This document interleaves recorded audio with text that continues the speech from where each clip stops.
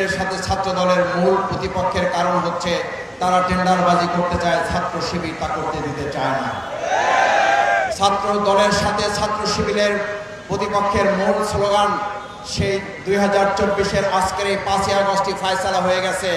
নতুন করে আপনারা আর কোনো টেন্ডারবাজি করে চাঁদাবাজি করে ছাত্রদের মন দখল করতে পারবেন না, কারণ সেদিনই ফয়সালা হয়ে গেছিল মেধা না কোটা। কোটার ভিত্তিতে এখন আর কোনো একটা হল তো দূরের কথা, একটা সিটও আপনাদেরকে দখল করতে দেওয়া হবে না। সংগ্রামী ভাই এবং বন্ধুগণ, ছাত্রদলের এই ক্যাম্পাস দখলের মূল পরিকল্পনা শুধুমাত্র তারা ছাত্র শিবিরকে এখান থেকে বের করে দিতে চায় তা না, তাদের মূল পরিকল্পনা হচ্ছে আবার তারা ক্যান্টিনগুলোকে ফাও খেতে খেতে আমাদের এই ক্যান্টিনগুলোকে দেউলিয়া করার পরিকল্পনা তারা বাস্তবায়ন করতে চায়। সেজন্য আসুন গণভোটের গণরায় বাস্তবায়নের আজকের 2024-এর 5ই আগস্ট যেদিন আমাদের বিজয় উৎসব পালন করার কথা, সেদিন ছাত্র দলের বিরুদ্ধে আজকে এখানে বক্তব্য দিতে দাঁড়াবার এটা বাংলাদেশের জন্য লজ্জার, বিএনপির জন্য লজ্জার, প্রধানমন্ত্রী তারেক রহমান আপনার জন্য লজ্জার। আজ ছাত্রলীগ নিয়ে কথা বলার কথা, আওয়ামী লীগ নিয়ে কথা বলার কথা, শেখ হাসিনা নিয়ে কথা বলার কথা, বাধ্য হয়ে আমাদেরকে তারেক রহমান আপনাকে নিয়ে কথা বলতে হচ্ছে।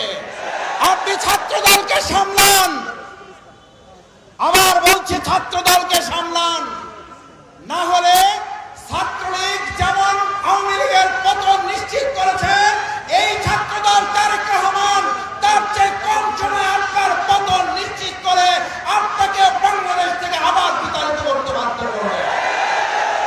আজকে গতকাল এবং 2-3 দিনের ঘটনা দেখে মনে হয়েছে বিএনপি সরকার শিক্ষাঙ্গনের জন্য, শিক্ষার জন্য বরাদ্দ কেন বাড়িয়েছে?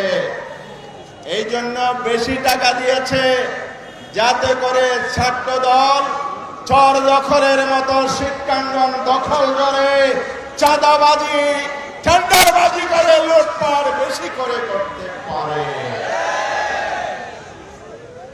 এই শিক্ষার পরিবেশ জুলাই বিপ্লবের ফসল। ইসলামী ছাত্র শিবির প্রতিটি শিক্ষাঙ্গনে, ছাত্র সংসদ নির্বাচনে চরিত্র এবং আদর্শ দিয়ে ছাত্র দলকে ধরাশায়ী করেছে, ছাত্র সমাজের সমর্থনের ভিত্তিতে পরাজিত করেছে। এই পরাজয় আদর্শ দিয়ে মোকাবেলা করতে না পারে আর সন্ত্রাসের পথ বেছে নিয়েছে। আমরা বলতে চাই, পরিষ্কার ঘোষণা করছে ছাত্রলীগ এভাবে মাস্তানি করে অস্ত্র নিয়ে গতকালের আলিয়া মাদ্রাসা দখলের মতো হেলমেট পরে পুলিশ প্রোটেকশনে এসেছিল।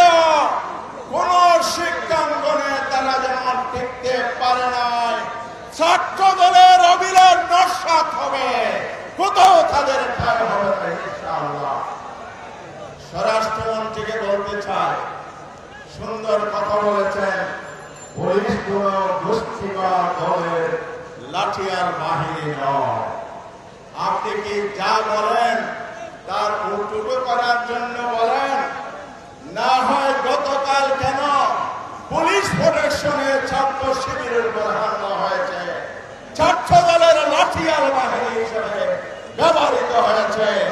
সত্যি যদি একথা মিল করেন, এদেরকে আপনি গ্রেফতার করে জেলে পাঠান, শিক্ষাঙ্গনকে শান্তিতে চলতে দেন।